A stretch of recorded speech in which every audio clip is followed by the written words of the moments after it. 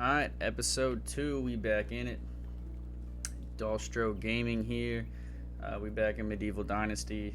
Second episode of this return to Medieval Dynasty after all the updates and such. Last episode we mainly just spent building a resource storage house, hut, building. Sort of got that right. And we are back. Still haven't thought of a name for my place, my village, but honestly it's literally just me right now. So that's where we're gonna kind of keep it right now. So this episode, after I get this trap down here, put another trap on here, we are going to, I don't even know sticks, I'm not gonna worry about it right now. So right now we are going to, I think we're gonna go talk to Unigos, however you pronounce his name, and kind of see what we find along the way. Trying, because he can, I think normally the first quest you get winter clothing, which is kind of important because we are in spring. Actually, no, so we go to summer. Never mind. Okay, maybe we don't. Not going into winter. I don't know. Seasons. But we can at least get, oh shit, what is that? Oh, here's something. But we can at least get that stuff if in fact he does give us the, I only have one wooden spear. That doesn't bode well. If he does give us that cold gear, for lack of a better term, the under armor of the, what year is it? I guess it doesn't really say, of year 1 of the medieval age, the Middle Ages, because if anybody watches my videos from like a while back, the first Medieval Dynasty videos, which I'm sure almost no one can raise their hand for that and say they did. I sold all of those when I first got them. Real good idea, because then winter hit, half my buildings got destroyed, and I pretty much almost froze to death because I didn't have cold gear. So, did not have fur stuff. So, we're going to try and mitigate that this time and hopefully not have to deal with it because that sucked. So, we're going to go to Gustovia over here, and we are going to talk to the leader of this realm. All right, the Castellan, however you pronounce his name, or his title, and we are going to see what he has to say. Because right now we have Chapter 2, a survivalist. Chapter 1 is really just build a bunch of, or like make a bunch of tools and build a house. And now we're on survive a season. I think I had to build a rabbit trap, things like that. I'm also trying to remember how to, is it down on the, yeah, okay. If you play on controller, you'll understand my difficulty of trying to figure out who does what here, of like what does what. But all right, so here he is right here. What we got? All right, hello Rasamir, are you getting settled? I don't know why that's the way I went there. Valley is treating me nicely so far. That's wonderful, Rasamir, but you come at a poor time. My duties as a Castellan, so I guess it's Castellan, await me. Of course, I understand. Is everything all right? Yeah, I'm not sure, to be honest. There's been a murder. Okay, so this is new. This is new. Okay, I can either go, oh my, I thought things like that don't happen too often, or great, I mean, not for the deceased, obviously, but there's the excitement and mystery the Valley is lacking. Oh, we're gonna go first one. Because they don't. I'm just about to go to the crime scene and question the witnesses, and I honestly don't know what to expect. Remember, everybody lies. I'm sure you'll take good care of the matter. I'm gonna be a nice person. Jokes aside, Rasamir, that's really a serious matter. I won't be able to share more stories with you at the moment, but I believe there is someone you should meet. His name is Sambor. He was one of us. The pack, I mean. Are you serious? And he lives here in the valley? That's right, all of them do actually here. Marked Sambor's house on your map. You should pay him a visit. Interesting. Okay. But beware, calling Sambor friendly is like calling being stung by a bee right in the tip of your manhood pleasant. Wow. Okay, that took a turn. Oh, I'm sure you're exaggerating. He was part of the reminders after all. Don't say I didn't warn you. I'll be on my way then. So this is interesting. Because before the update, I don't think Unigos ever discussed a murder, first of all. And the reason why you had to go talk to Sambor originally is because there was a wolf issue. There's a wolf pack that was going to attack Dinica, and we were supposed to warn them about that, and I had to talk to Sambor about this. So that's interesting because they even changed like the story, which is cool because I always thought that was kind of a lame start to this whole thing, but we still get sent to Sambor. So we're gonna go run up there.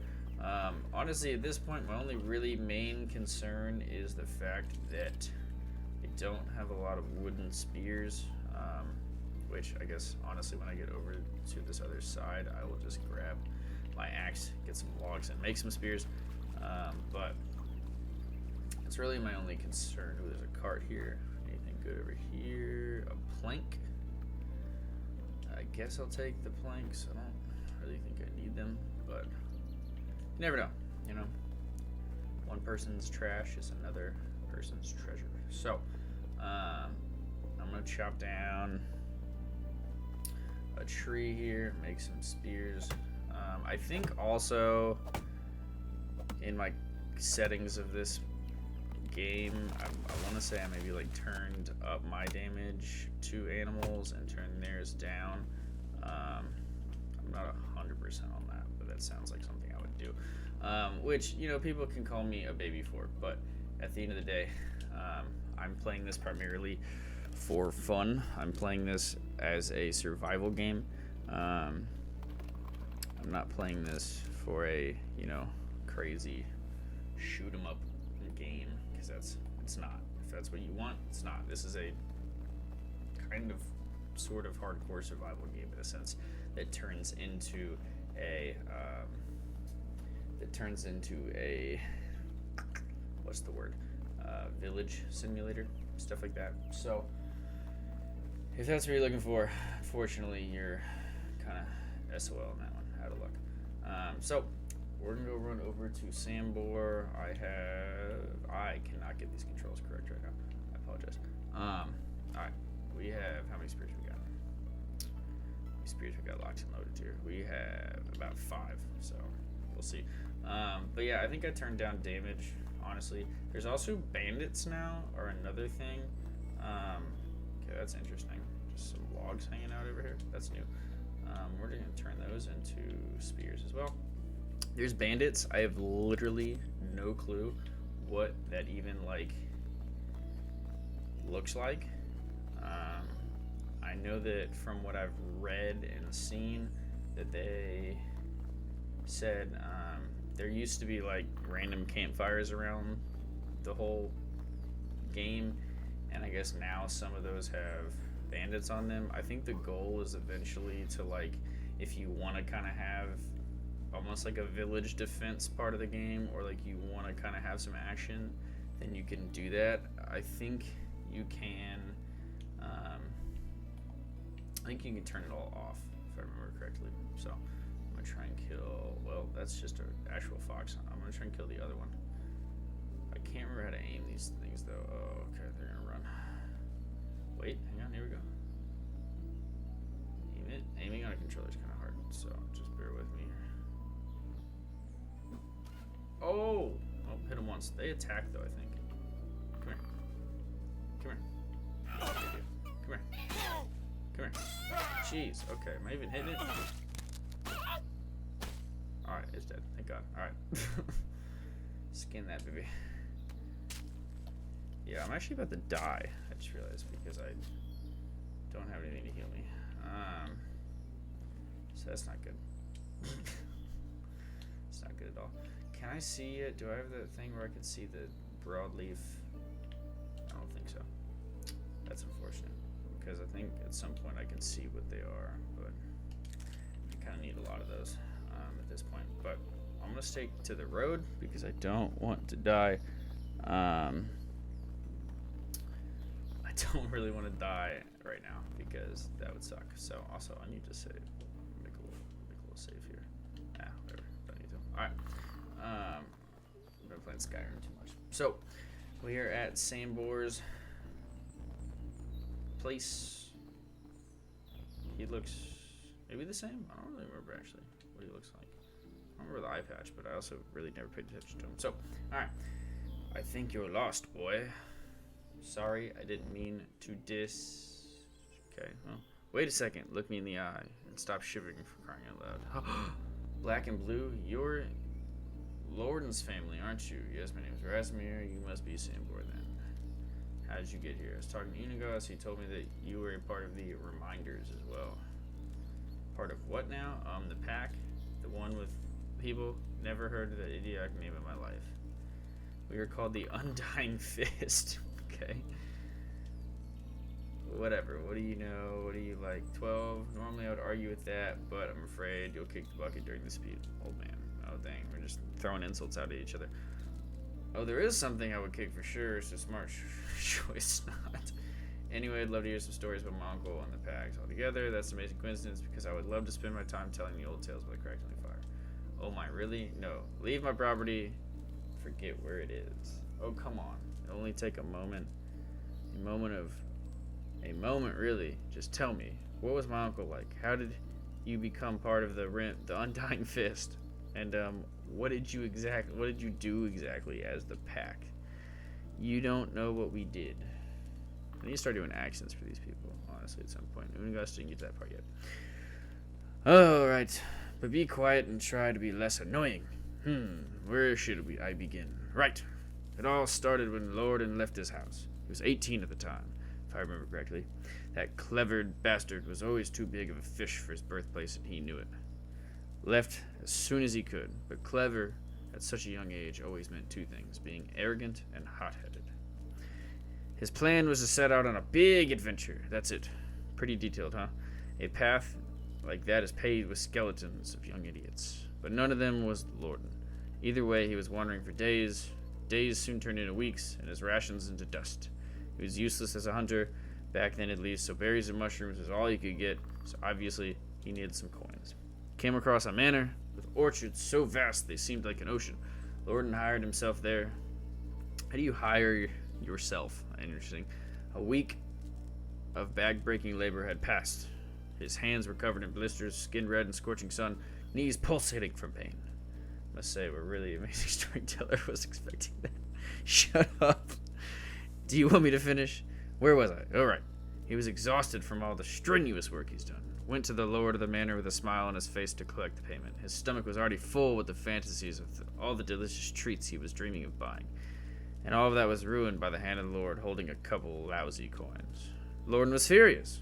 That was merely a fraction of the pay he was supposed to acquire. He started shouting at the lord, demanding justice. Peasants just flies to the lord. Or just flies to the lord. Disgusting, replaceable insects. And what do you do with a fly which buzzes too loudly? Both the lord's palms struck Lorden's ears with the strength of an ox. Lorden fell to the ground stunned, and the lord's guards threw him out of the manor like garbage, stealing that pathetic few coins while doing so, if I may add. It wasn't until evening when Lorden regained his hearing, and it became fervent though. A fervent thought, I can't read it. Thought of revenge. Your uncle was quite a capable fighter when I met him 10 years later, but he wasn't back then. He knew the guards would massacre him if only he came close, so he needed another way to fulfill his vengeance. Lorden was always ambitious, but that hatred fueled him like nothing before. What came later was he become bored because I was bored of this conversation. Go away. I can do whatever I want. Scram. I have things to do. What things? I'll do them for you. I'll do anything you want. Oh gosh, okay, I guess I'll do it. Damn, you're annoying. Fine, just shut up already. Here, grab this shovel. It's a piece of crap, but it'll do. There are clay deposits behind my house. Go there and dig up some clay for me. Alright. This is interesting. First of all, he has two houses. Pretty sure that's new. I find it very interesting that they added this whole backstory, which I like that they did. I also can't use it. It's kind of sad. But they added this whole backstory, which I think was very needed. However, I feel like they're just dumping it all in one mission. How do I jump? Just jump in this X. Okay. I don't know. I feel like they're just adding a lot of stuff in one mission that I'm kind of like could have easily been put kind of throughout a little more. What are these? Wooden reindeer figure. Are these worth anything? Hang on. Could this be a gold mine? Oh, 30. So maybe, hopefully get like 10, 15 from it. Okay. That's not too bad, actually. There's just like these random figurines back here.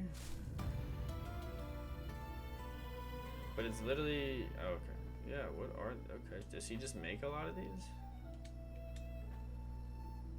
Is this one over here? I feel like I shouldn't be picking these up. Like there's a reason that these are all here. But we're just gonna do it. Alright. Well, I got a free shovel. First of all. So that's kind of nice. Oh gosh, jumping with that sucks. He's in bed, isn't he? Yeah. Sorry buddy, I'm not in bed. Here's all the clay you wanted. Well, you finished the story now. Alright. So as I've already said, Lorden wasn't much of a fighter back then.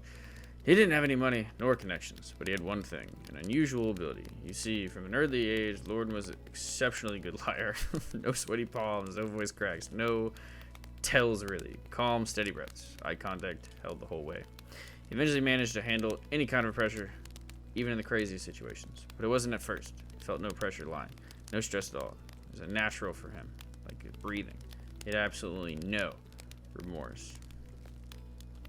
He came up with a plan so immensely moronic and unrealistic that it's really hard to believe that it worked so perfectly. At first, he convinced the nearby town's tailor to sew him a whole set of clothes worthy of the most noble men. The finest of fabrics, silken threads, you name it, horrendously expensive. So how did he manage to afford it, you may ask? It's simple, he didn't pay for it. So he stole it. I said no such thing. Lorden was a thief, not in the traditional meaning of the word at least. Apart from that, did I finish the damn story? Well, wearing his new clothes, he traveled to the castle of the king of that realm and entered it. You're absolutely right, it is. It's mad to even consider to pull it off, but Lorden, he just walked straight in. I don't blame him for doubting me. I don't blame you for doubting me. Once again, can't read. Damon would have been the first to doubt a thing like that if he didn't have told me 100 times later with his own eyes. Anyway, he walked right into the castle, and once he was there, followed through with his plan. Betting his wife.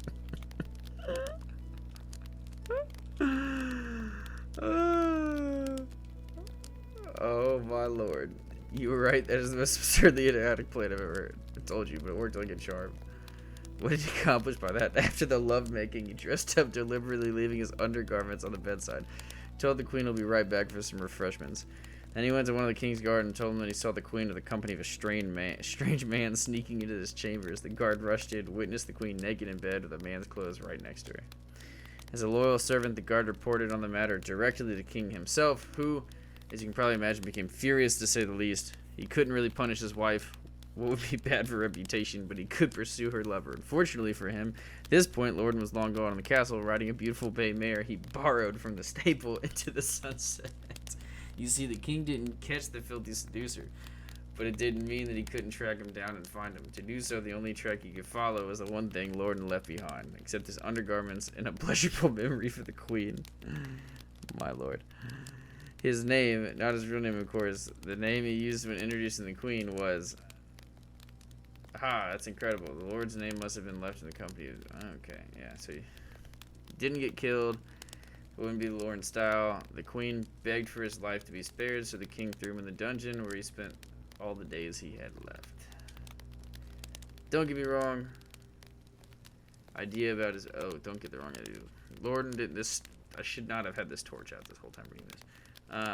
Lorden didn't get through all this, just the Lord did to him. You see, the Lord was cruel, merciless brute. He mistreated all of his subjects, killed for fun, raped for sport. People used to call him the laundryman because of one of his habits was drowning his bastards in the lake right after birth, like unwanted kittens. Lord needed to stop him, and he did. But that's not the end of the story. After the Lord's capture, someone had to take his place. He didn't have any rightful successors, but then, with just an uncannily perfect timing, came a distant cousin of the Lord's, a charming young man with two different eyes. He easily acquired all possessions of his sentenced relative. Jordan didn't want any of that, not for himself, so he took only 3 bags of coins from the treasury and left everything else in the hands of the peasants. They were elated. He is still probably worshipped there. I can tell you that. Oh, one more thing. Why 3 bags, you might ask? That's easy. 1 for the tailor, 1 for the stableman he took the horse from, and the last one for himself, with the exact amount of coins he was rightly supposed to earn for his week or his work at the orchard. Told you wasn't a thief. Wow, that's crazy. I've never met anyone like that. On the day Lauren's mission was born, he knew that the spoiled, rotten elites like that were scattered all around the world, draining life, dignity for simple working folk, and that he was capable of stopping them, to some extent at least. So that's exactly what he started doing, overthrowing corrupt lords and giving back to the community. He literally sounds like Robin Hood. Lauren was working solo until he met Unigos. This is like a lot of stuff. I'm just gonna kind of, okay, thank you for noticing. You already spoke the words, but that's how you use anybody. It's time for you to go. Yep, okay. Alright. That was a lot. That was a lot to happen. Where am I? I can make it back to my place. Yeah, we'll make it back. Alright. We're gonna run back. I don't really need a torch. So that was a ton of information. I did not really expect that. As I said, I feel like they could have parsed that out a little bit more. But at the same time, it is really cool that they added a lot of that.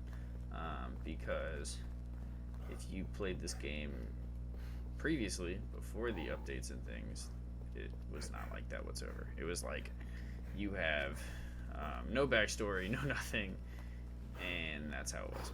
So, kind of cool. Really cool that that was how it worked. So,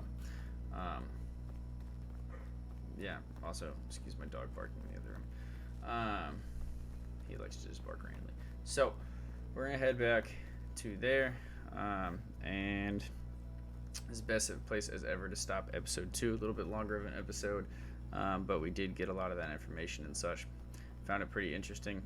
So next episode we will start our first, I guess, official season on YouTube, and I appreciate everyone tuning in with me. Leave a like, comment. Feel free to subscribe. Think about subscribing. It helps me a lot. Oh, well, we're actually going into the next season anyways. Look at that. Okay, didn't know it did that. So it forces me back already. Well, look at that. We already got pushed into the next season. So that's actually kind of cool that it sends you back this way. So, as I said, like, comment, subscribe. Let me know what you want to see. And as always, I love you all, and I'll see y'all next time.